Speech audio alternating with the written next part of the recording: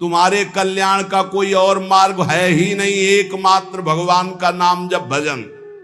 जहां आपको उपदेश दिया जा रहा हो भगवान का आश्रय लो, भगवान का नाम जप करो, उसी से मंगल होगा, वो सत्य बात है। इसके सिवा कोई कहता हो हम तुम्हारा परम कल्याण कर देंगे, हम तुम्हारा अपने बल से कुछ कर देंगे, तो मुझे लगता है कि इन बड़े महापुरुषों से बढ़कर कोई नहीं है सृष्टि में, कोई नहीं इन बड़े महापुरुषों से बढ़कर। ये क्या कह रहे हैं? बेटा परीक्षित, तुम्हें तक्षक से डर लग रहा है? बोले ना गुरुदेव, अब करोड़ों तक्षक साक्षात मृत्यु का रूप धर के आ जाए तो आपने जो मुझे अमृत पिलाया इसके बल से मुझे कोई भय नहीं। बेटा ब्रह्म स्वरूप परीक्षित, अपने स्वरूप में स्थित रहना, और कह के चल दिए। ये नहीं रोका कि तक्षक को रोक लेते। इतने बड़े बड़े ब्रह्म ऋषि बैठे हुए थे, जब भागवत सुना रहे थे किसी ने भी तक्षक को रोकने की बात की क्या? क्यों? एक ब्रह्म ऋषि का श्राप है, भगवान का विधान है। तो ये रोग, ये नाना प्रकार के संकट हमारे पूर्व कर्मों के अनुसार आते हैं। एकमात्र भगवान का भजन करके हम इनको सहे, और अगर अपना अगला जन्म ना होने पावे, हो भी तो भगवत भक्त मनुष्य के रूप में हो, नहीं तो भगवान को हम प्राप्त हो जाएं। कोई भी दंभ नाटक काम नहीं करता, ध्यान रखना। इस संसार में कौन काहू के सुख दुख कर दाता, निज कृत कर्म भोग सुन भ्राता। इस दिमाग में बैठा लो सत्संग के द्वारा।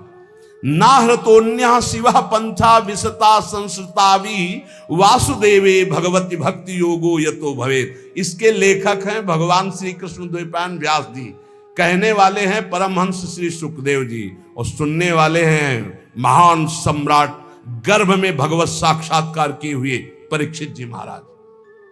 कह रहे हैं संसार चक्र में पड़े हुए मनुष्य के लिए एकमात्र साधन है भगवान श्री हरि के चरणों की भक्ति। इसके अतिरिक्त और कोई सिवा पंथा नहीं है।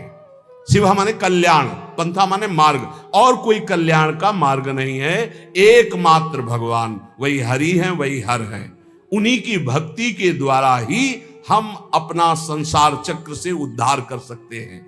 पिबन्ति ये भगवत आत्मनः सताम कथामृतम श्रवण पुटेषु संभृतम पुनन्ति ते विषय विदूषिताशयम ब्रजन्ति तच्चरण सरोरुहान्तिकम।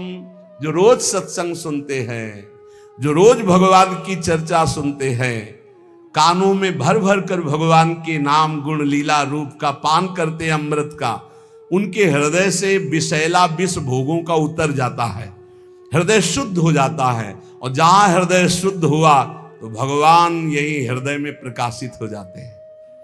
श्री सुखदेव जी महाराज कहते, वासुदेव कथा प्रश्न पुरुषास्त्रीन पुनाति वक्तारम प्रच्छकम श्रोतस तत्पाद सलिलम यथा। अगर कहीं तुम्हें संत समागम मिले, प्रश्न करने का अवसर मिले, तो भगवान के संबंध में प्रश्न करो, भगवत प्राप्ति के संबंध में प्रश्न करो, संसार से मुक्त होने के लिए प्रश्न करो। ये इधर उधर के प्रश्न नहीं। देखो, बड़ा कीमती समय संतों का है। यदि एक बार वो तुम्हें समय देते हैं तो ऐसा बनाओ कि वो एक बार तुम्हारे अनंत जन्मों की बिगड़ी बना दे। श्री सुखदेव जी कहते, यदि श्री कृष्ण के संबंध में प्रश्न किया जाए तो प्रश्नकर्ता और उत्तरकर्ता दोनों पावन हो जाते हैं। वक्तारम प्रक्षकम श्रोतस तत्पाद सलिलम यथा। बोले भगवान के विषय में प्रश्नकर्ता, उत्तर देने वाला और सुनने वाला तीनों पावन हो जाते हैं, जैसे भगवान का चरणामृत सभी को पावन करता है। इसलिए यस्तु तम श्लोक गुणानुवादः संगीयते भीक्षणम मंगलग्नः तमेव नित्यं शृणुयाद भीक्षणं कृष्णे मलाम भक्तिम अभीप्समानः। भगवान श्री कृष्ण का गुणानुवाद समस्त अमंगलों का नाश करने वाला है। ये है सही अमंगलों का नाश करने की बात। अगर आप भगवत चर्चा करते, जैसे एक दिन नरकों का वर्णन किया कि उस ऐसे ऐसे वाले नरक जाते हैं, तो बहुत लोगों ने प्रार्थना की कि उपाय भी तो बताओ कैसे बचे। ये 38 के 38 सब हम में पाए जाते हैं। कोई कह रहा था 10 हैं, कोई कह रहा था 5 हैं। बड़ी घबराहट हो रही, क्योंकि आपकी बात पे विश्वास है। इसका मतलब टिकट बन गई नरक की हमारी, जाना पड़ेगा। तो जल्दी उपाय बता दो नरक से कैसे हटे। तो यस उत्तम श्लोक भगवान श्री कृष्ण संगीयते, यदि उनका गान किया जाए, जैसे भागवत ले लो और 10वें स्कंद पढ़ डालो हिंदी से ही, तुम्हें संस्कृत नहीं आता है। 10वें स्कंद के रोज 2 अध्याय पाठ कीजिए। अगर थोड़ा संस्कृत आती, गोपाल शास्त्र नाम का पाठ कर लीजिए और 1 घंटा नाम कीर्तन कीजिए, राधा राधा राधा, लिख लो, नरक नहीं जाओगे। इसका मतलब ये नहीं कि साफा बांध के नरक जाने वाले काम शुरू कर दो, फिर और नरक जाओगे। अबलो नसानी अबना न सही हो भाई, जो गलती हो गई उसके मिटाने के लिए दवा है, और गलत करवाने के लिए थोड़ी दवा है। परहेज करो, सदगुरु वैद्य बचन विश्वासा, संयम यह न विषय कयासा। संत सदगुरुदेव जो परहेज बता रहे कि ये अब मत करना और ये नाम रूपी दवा खाओ तो निश्चित भवरोग नष्ट हो जाएगा। ये बात है। अमंगल अशुभ प्रारब्ध नष्ट करने की सामर्थ्य किसमें? भगवान की चर्चा में, भगवान की लीला कथा में, भगवान के नाम गुणगान में। ये बिल्कुल संशय रहित बात है, बिल्कुल संशय रहित बात। नित्य निरंतर जो भगवान का नाम जप करते हैं, लीला गुणानुवाद करते हैं, जगत मंगल करने वाले होते हैं। यन्नाम ध्येयम म्रियमाण आतुरः, बड़े अमृतमय वचन है। पतन स्खलन वा विवशो गृणन पुमान, विमुक्त कर्मार्गलम उत्तमाम गतिम, प्राप्नोति यच्छन्ति नतम कलौ जनाः। ध्यान दीजिए, यन्नामधेयम म्रियमाण आतुरः, जो मरने जा रहा हो, चाहे पशु हो, पक्षी हो, मनुष्य हो, कोई हो, यदि वो नाम नहीं ले पा रहा तो आप सुना दो भाई, इतनी कृपा कर दे उस जीव के ऊपर तो तुम्हें बहुत बड़ा पुण्य होगा। मरणासन पुरुष को नाम सुनाने के बराबर त्रिभुवन में कोई भी पुण्य नहीं है, इससे बड़ा कोई पुण्य।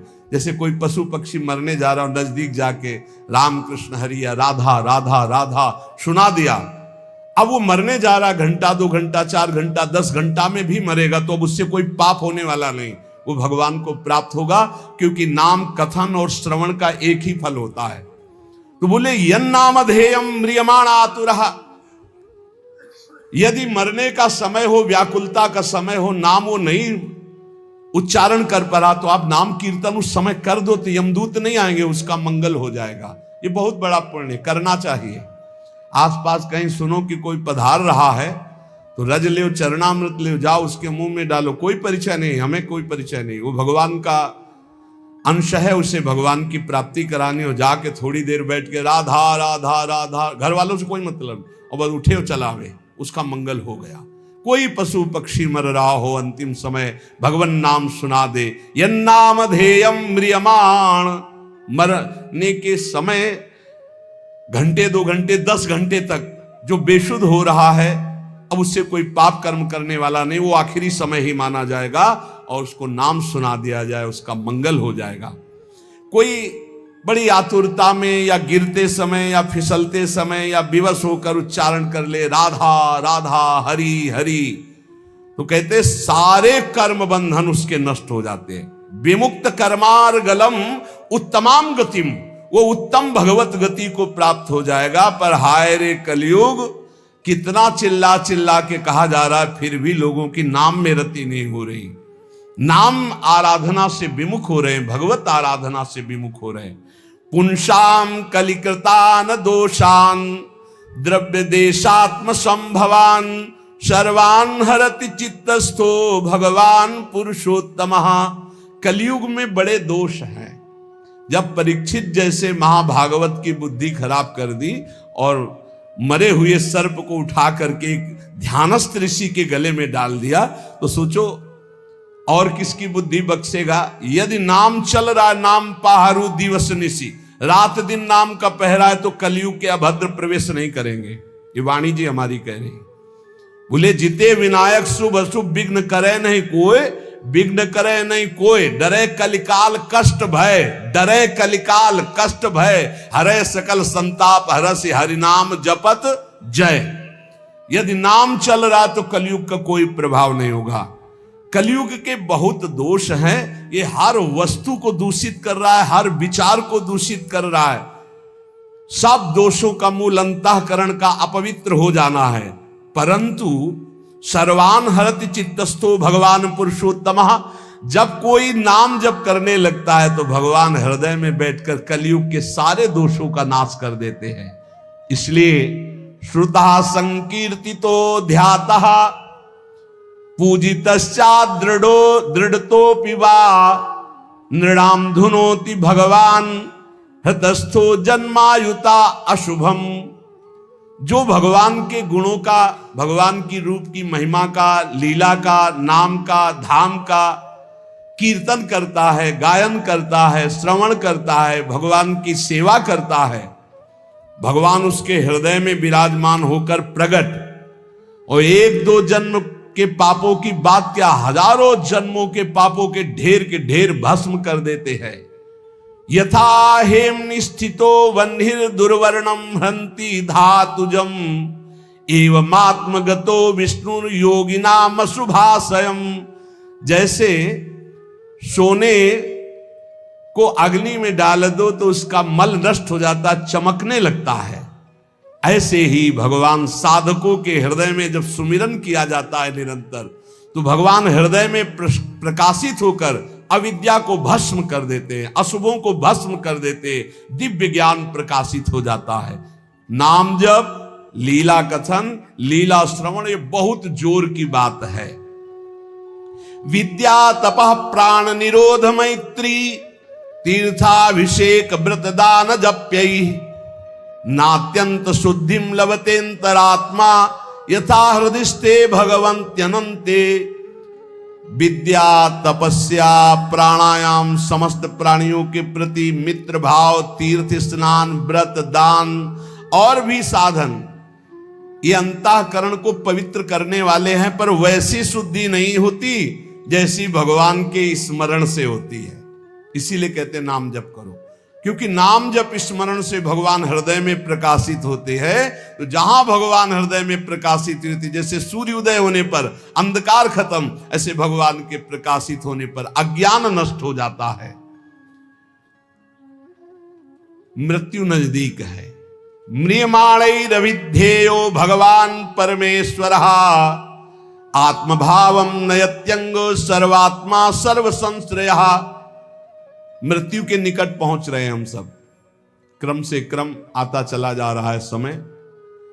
बस जैसे जैसे संकेत मिलते जाते हैं लोग भयभीत होते। भयभीत नहीं होने की बात है, कमर कसो, डट के अपना काम बना लो। अब जितनी श्वासें हैं, जैसे एक सूचना मिली कि कैंसर हो गया, सूचना मिली अब आपका दिल फेल होने वाला है, कोई भयानक रोग, अब घबराने की जरूरत नहीं। राधा राधा राधा राधा, अब तो चलना है श्री जी को। घबराने से मृत्यु हमारा कोई रोग थोड़ी मिटा देगी, हमारा कोई मृत्यु का भाव रुक थोड़ी जाएगा, वो तो मरना ही पड़ेगा।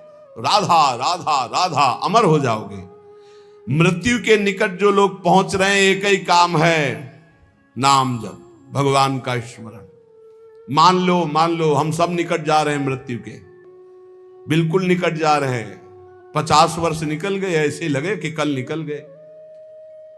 ये वर्ष के वर्ष ऐसे निकल जाते, लगता ही नहीं कि वर्ष निकल गए। कैसा माया मनोरंजन में फंसा है। जिसका मृत्यु का निकट समय आ रहा है, उसको चाहिए नाम में वृत्ति लगा दे, सब छोड़ो, राधा राधा राधा राधा। तो बोले अब हमारा तो अभी जवान है, अरे गर्भई में मृत्यु आ जाती है, शिशु अवस्था में आ जाती, जवान अवस्था में आ जाती। हर समय नाम जप करो। सबके परम आश्रय जब भगवान का नाम लिया जाता है और नाम लेते हुए शरीर छूटता है, तो भगवान की प्राप्ति होती है। अंतिम मति सो गति ही। राधा तो किशोरी जो मिल जाएंगी पक्का। नारायण बोला तो पक्का नारायण मिल गए। कलयुग में बहुत दोष हैं, परंतु इसमें एक सबसे बड़ा गुण है। भगवान के नाम संकीर्तन से जो लाभ मिलता, वो किसी साधना से नहीं मिलता। गुण कीर्तन, नाम कीर्तन, जैसे अपने लोग बैठकर खूब कीर्तन करते हैं विविध ध्वनियों में और प्रभु के जस गाते हैं, सुधा निधि 42 लीला 84 जी। सतयुग में ध्यान करने से, त्रेता में बड़े बड़े यज्ञों से द्वापर में विधि पूर्वक पूजा सेवा से जो फल मिलता था, कलयुग में केवल नाम कीर्तन से, नाम जप से प्राप्त हो जाता है। कलयुग का विशेष कृपा प्रसाद है। संसार सिंधु मति दुस्तर मुत्त तीर्षोर नान्य प्लवो भगवता पुरुषोत्तमस्य लीला कथा रस निषेवण मंतरेण पुंसो भवेद विविध दुख दवार्दितस्य।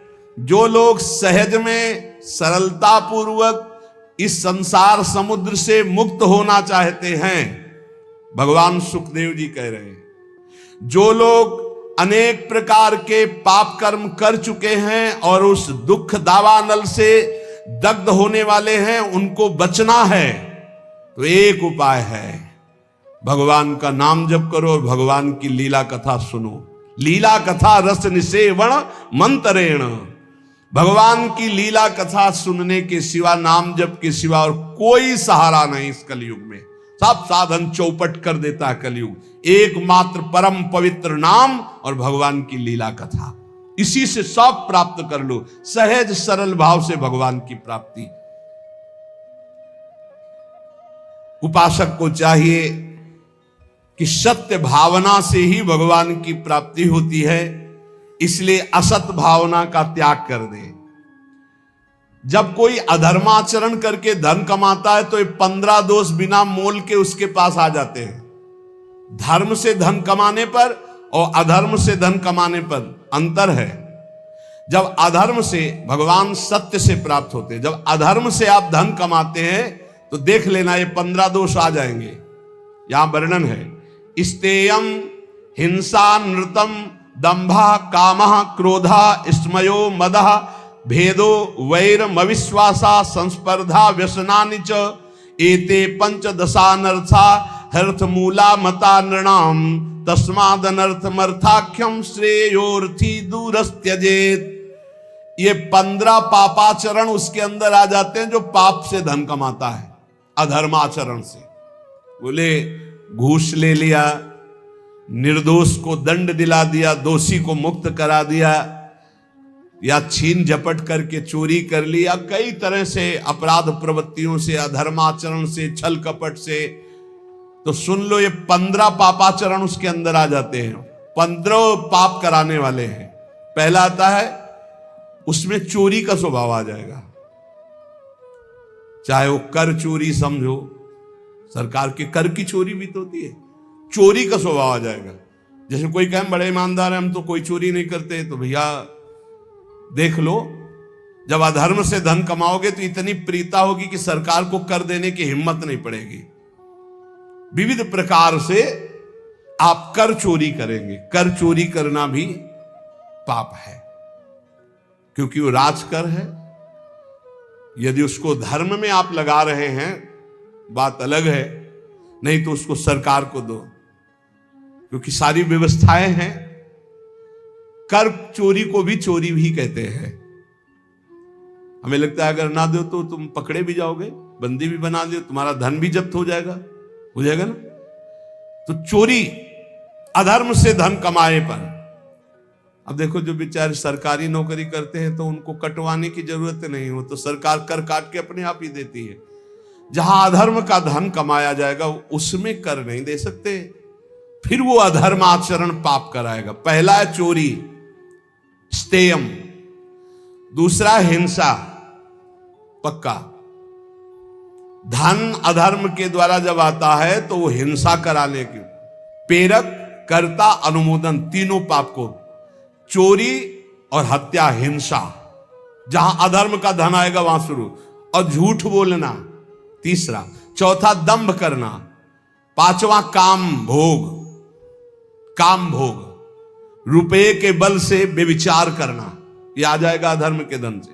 और गुस्सा, क्रोध, अहंकार, गर्व, भेद बुद्धि, बैर, अविश्वास, स्पर्धा, लंपटता, जुआ, शराब, ये 15 दोष अधर्म के द्वारा कमाए हुए धन में आ जाते हैं। इसलिए अधर्म के धन से डरना चाहिए लोगों को।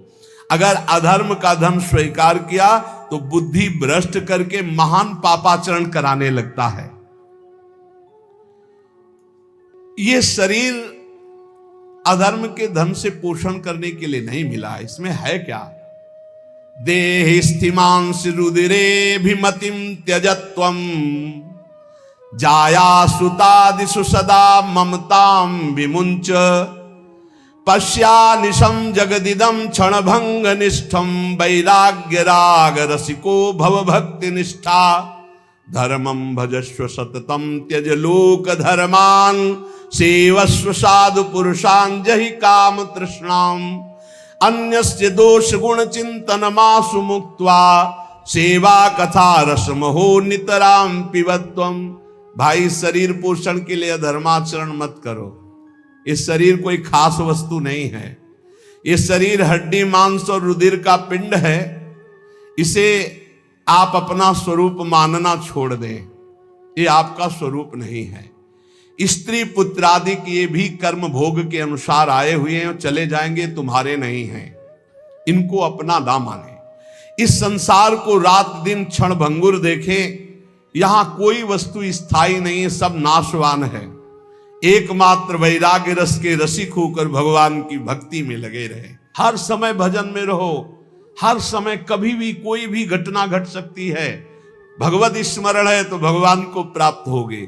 कह रहे हैं सबसे बड़ा धर्म है भगवान का भजन करना। धर्मम भजस्व सततम त्यज लोक धर्मान। इन लोक धर्मों का त्याग करो, भागवत धर्म में आओ। भागवत धर्म से प्रेम धर्म की यात्रा करो। निरंतर भजन करना ही सबसे बड़ा धर्म है। और ये भजन साधुजनों के संग से होता है, उनकी सेवा से होता है। तो साधुजनों की सेवा करो, संतों का संग करो तो भगवत भजन होगा। भोगों की लालसा फटकने मत दो, नहीं तो संतों का संग छूट जाएगा। पापाचरण करने वाला फिर संत संग में अरुचि हो जाती है। एक बहुत भगवत सेवा किए तो उसका फल हुआ कि उनको साधु संग मिला। जब साधु संग मिला तो एकदम टूट पड़े साधु संग में, साधु सेवा में। फिर एक दिन कहा हमारा तो सब कुछ छूट गया। हम क्लब जाते थे, हम ये करते थे, वो करते थे। वो हमारे दोस्त कहते हैं कि इतना नहीं होना चाहिए, नहीं तो फिर गड़बड़ हो जाता है।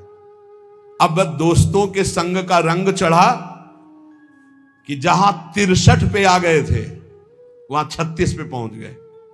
36 में समझते हैं उल्टा, 63 में सन्मुख, 3 सन्मुख और 36 में पीठ, उल्टा हो गए, बिल्कुल उल्टा हो गया। अच्छा, उल्टा जब बुद्धि हो जाती है उनको समझाओ, तब उनको दोस्तों की बात पुष्ट लगेगी कि देखा ना वो कह रहे थे, देखो फंसा रहे थे ना। अब हम थोड़ा हटने की कोशिश की ना तो देखो मीठे मीठे वचन बोलने लगे। माया ऐसे फंसाती है कि आप समझा भी नहीं सकते। समझाने की सोचो तो दिमाग में तत्काल भागवतिक प्रेरणा आ जाती है कि समझेगा कि स्वार्थवश बोल रहा है, क्योंकि उसकी बुद्धि भ्रष्ट है। आरत अधिकारी जब पावे गूढ़ो तत्व न साधु, आप समझा भी नहीं सकते। साधु जनों की सेवा से ही परम भागवत धर्म भजन होता है। साधु जनों की आज्ञा में रहने से ही भजन होता है। पर जहि काम तृष्णाम, ये काम भोग और भोगे हुए भोग को पुनः भोगने की इच्छा ये संत संग से दूर कर देती। इसे लिख लो, जय काम तृष्णाम। अगर कामना और तृष्णा का त्याग कर साधु संग नहीं करोगे तो साधु संग टिकेगा नहीं। थोड़े दिन के बाद रंग दूसरा बदल जाएगा, क्योंकि कुसंग में बहुत संग गया है आपका और सत्संग में तो थोड़ा ही गया है। बहुत चमत्कार है कुसंग का, सत्संग से भी ज्यादा। इसलिए कि कुसंग से बहुत जन्म हो गए संग करते हुए, और सत्संग तो अभी कुछ क्षण हुआ। जहां कुसंग मिला तो लगता है कि हाँ, एक बार हमारे सामने कह दिया कि शराब नहीं पिएंगे, अगर शराब पी लिए तो दोबारा हमारे सामने खड़े होने लायक नहीं रहोगे। तुम्हारा मन तुमको इतने दूर हटा देगा कि तुम सामने नहीं आओगे, और आओगे भी तो ऐसे ही होगा, ऐसे नहीं हो सकते। तुम्हारा हृदय नहीं कहेगा कि मैं आंख मिलाऊं, तुम्हारा हृदय नहीं कहेगा कि मैं सेवा करूं, तुम्हारा हृदय नहीं कहेगा कि मैं सम्मिलित हो जाऊं आपकी सभा में। मान लीजिएगा बहुत बढ़िया अवसर है, एक बार यदि छोड़ दिया तो दोबारा ऐसे दुष्टों का संग मत करना जो अपनी मित्रता की कसम खिला करके आपको धर्म भ्रष्ट करते हैं। वो मित्र नहीं, वो शत्रु हैं। सच्ची ऐसे देखते देखते माया कैसे भ्रष्ट करती हुई दिखाई देता है। इसलिए साधुजनों का संग करो, पर जही काम तृष्णाम, काम भोग और भोगे हुए भोगों की तृष्णा का त्याग करके, क्योंकि भोगों की लालसा ये साधु सेवा में नहीं टिकने देती। दूसरों के गुण दोषों का चिंतन मत करो, अन्यस्य दोष गुण चिंतन मासु मुक्त्वा, प्रभु की सेवा और प्रभु की लीला कथा सुनो और खूब नाम जप करो। कैसे जाना जाए कि इसे भगवत प्राप्ति हो गई? कई बार चर्चा हुई, आज सिद्ध महर्षियों के वचन हैं। ये भगवत प्राप्त हो गया है, उसकी पहचान क्या है? कह रहे हैं यह स्यादे कायेन लीनस्तूष्णीम किंचदच्चिंतयन् पूर्वं पूर्वं परित्यज्य सातीर्णो भव बंधनात् सर्वमित्रः सर्वसहा समे रक्तो जितेन्द्रियः व्यपेत भयं मन्युश्च आत्मवान् मुच्यते नरः आत्मवत् सर्वभूतेषु यश्चरे नियतः शुचिः अमानी निरभिमानः सर्वतो मुक्त एव सः जीवितं मरणं चोभे सुख दुखे तथैव च लाभालाभे प्रियद्वेषे या समास च मुच्येत। जो स्थूल शरीर और सूक्ष्म शरीर दोनों का त्याग कर चुका है, ना स्थूल शरीर की क्रियाओं से मतलब है, न सूक्ष्म शरीर के चिंतन से मतलब है। बहुत ऊंची स्थिति है। कोई संकल्प विकल्प नहीं, हर समय अलग रहता है स्थूल और सूक्ष्म से। एकमात्र परमात्म स्थिति में वो संसार बंधन से मुक्त हो चुका भगवत प्राप्त महात्मा है। कैसे जानोगे ये प्रगट में? क्योंकि अंतर की स्थिति है, इसलिए बिना भगवत प्राप्त हुए भगवत प्राप्त महात्मा को नहीं जाना जा सकता। दूसरा, जिसका व्यवहार तो सबके प्रति मित्रवत होता है, पर होता किसी का नहीं है। मित्र किसी का नहीं होता हो, मित्रवत व्यवहार होता है। या वो आत्मस्वरूप अपने आप को सब जगह देखता है, या अपने भगवान को सब जगह देखता है। बाहरी सांसारिक मित्रता नहीं होती। जो भारी से भारी कष्ट में भी मुस्कुरा कर रहता है, सह लेता है, शांत रहता है, ये भगवत प्राप्त महात्मा के लक्षण है। सबसे मित्रता का व्यवहार है, पर कोई मित्र नहीं है। सब कुछ सह लेगा, चाहे जितना कष्ट आवे। ये भगवान की प्राप्ति की वृत्ति है। और उसका मन किसी भी भोग में जाता ही नहीं है। खान पान क्रियाएं सब ऐसे होंगी, लेकिन मन किसी भोग में नहीं जाता। वो सदैव अपने स्वरूप में रहता है, इंद्रियों में नहीं, भोगों में नहीं, मन में नहीं। किसी भी तरह से उसे क्रोध दिलाया जाए तो उससे क्रोध नहीं आएगा। भगवत प्राप्त महात्मा को ये भी पहचान भूल कर बैठोगे। सनकादि ब्रह्म प्राप्त है ना, सनकादि सनक सनंदन सनातन, और डंडा लगा दिया, बेत लगा दिया जय विजय ने, तो गुस्सा आ गई ना, रोक दिए ना, तो गुस्सा आ गई, 3 जन्म का साप दे दिया। क्या भगवत प्राप्त नहीं है? क्रोध की लीला होना और क्रोध आना अंतर है, ये बात समझना है। बार बार लोमस जी भगवत प्राप्त महात्मा है, काकभूषुंड जी काट देते हैं कि मुझे साकार भगवान के दर्शन चाहिए। निराकार की बात तब करना जब रामचंद्र जी का दर्शन कर लूं, तब साप दे दिया। काक की तरह बार बार चेष्टा, क्रोध आ गया। तो वो विचार करते हैं, द्वैत के बिना क्रोध कैसा? अगर द्वैत तो ज्ञान कैसा? क्रोध की लीला होना और क्रोध होने में अंतर है। कभी भगवत प्राप्त महात्मा में क्रोध नहीं आता। कैसा लीला और क्रोध का पहचान कैसे है? जैसे पानी में रकील खींचो, कितनी देर टिकेगी? खत्म। ऐसे महात्माओं का क्रोध होता है, वो लीला वाला। जो संसारिक पुरुष का होता है, वो 10 वर्ष बाद भी देखेगा तो जलन आ जाएगी कि वही है। और 5 मिनट बाद आप उनसे मिलो जो आपसे गुस्सा थे, पानी पानी एकदम, बिल्कुल कहीं क्रोध है ही नहीं। तो वो क्रोध की लीला थी, वो क्रोध नहीं, कोई द्वेष नहीं। तुम हृदय को जान ही नहीं सकते, हृदय को नहीं जान सकते जो भगवत प्राप्त महात्मा है। मनस्वी वो जीवन मुक्त कहा जाता है, जिसको किंचन मात्र क्रोध नहीं होता, किंचन मात्र किसी सबसे मित्रता पर मित्रता नहीं है, सबसे मित्रता है पर मित्रता नहीं है। सब कुछ सह लेता है, उसका मन किसी भोग में जाता ही नहीं, वो सदैव पवित्र रहता है। समस्त भूतों के प्रति अपने ही समान वर्ताव करता है। व्यवहार भूतों का मतलब प्राणियों को होता है, भूत मत समझ लेना। जिसमें अभिमान का लेस नहीं, गर्व का लेस नहीं, वो भगवत प्राप्त महात्मा होता है। जिसको जीने और मरने में समान भाव हो चुका है, सुख दुख में समान भाव हो चुका है, लाभ हानि में समान भाव हो चुका है, प्रिय अप्रिय में समान भाव हो चुका है, वही जीवन मुक्त महापुरुष है। जो सबके द्वारा किए गए तिरस्कार से भी दुखी नहीं होता और किसी का भी तिरस्कार नहीं करता। जो सुख दुख आदि द्वंद्वों से राग रहित है, वो सर्वथा जीवन मुक्त भगवत प्राप्त महात्मा है। जिसका इस संसार में एक भी शत्रु नहीं है, एक भी मित्र नहीं है, ना धर्म ना अर्थ ना काम, किसी से संबंध नहीं, वो जीवन मुक्त महापुरुष है। जो ना किसी नवीन भोग की आकांक्षा करता है, ना प्राप्त परिस्थिति से घृणा करता है, वो जीवन मुक्त महापुरुष होता है। जैसी परिस्थिति राजी है। जो धर्म और अधर्म दोनों से परे है, जो पूर्व संचित पापों के परिणाम स्वरूप शरीर का त्याग कर दिया है, शरीर रहते हुए भी, क्या स्थिति, जिसकी कोई भी वासना नहीं, जो पूर्णतया निष्काम हो चुका है, वो भगवत प्राप्त महात्मा माना गया है। जिसके हृदय में कभी किसी के प्रति दोष दृष्टि नहीं होती, जो अनित्य जन्म मृत्यु को देखता रहता है, जन्म भी अनित्य है, मृत्यु भी अनित्य है, और जरा आदि दोष भी अनित्य है, वो भगवत प्राप्त महात्मा है। इसलिए भगवत प्राप्ति के लिए जोर कसो, खूब नाम जप करो, भगवत चरित्र सुनो और डर हटा दो। कोई डर तुम्हारे अंदर नहीं रहेगा यदि नाम रूपी अंगरक्षक हमारे पास है, हर समय नाम। इसलिए खूब नाम जप करो, निर्भय रहो, स्वस्थ शरीर रहे, ऐसे आचरण करो, क्योंकि इसी शरीर से भगवत प्राप्ति होगी।